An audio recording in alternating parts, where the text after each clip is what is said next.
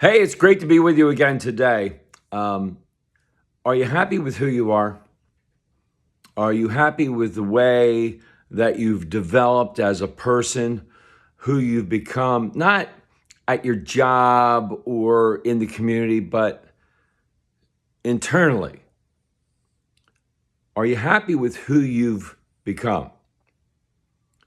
You see, many times I think we try to form ourselves into what the world wants or thinks we should be. We see celebrities who have money and fame.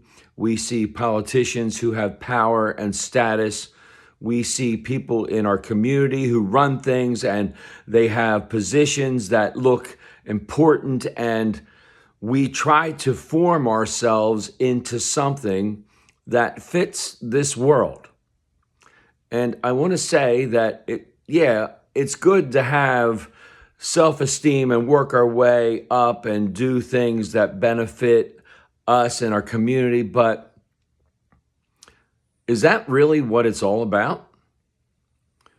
In the Old Testament, Jeremiah was praying and God spoke to him and said, I want you to go down to the potter's place.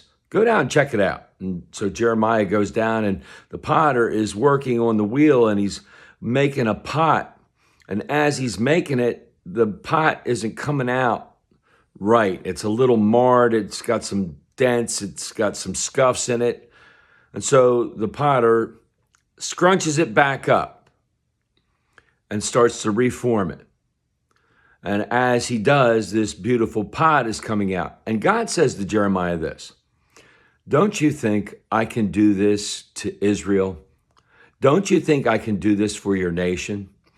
As the clay in the hands of the potter can become a beautiful thing, if you let the potter do his work, awesome things can be made. And the same thing goes for us.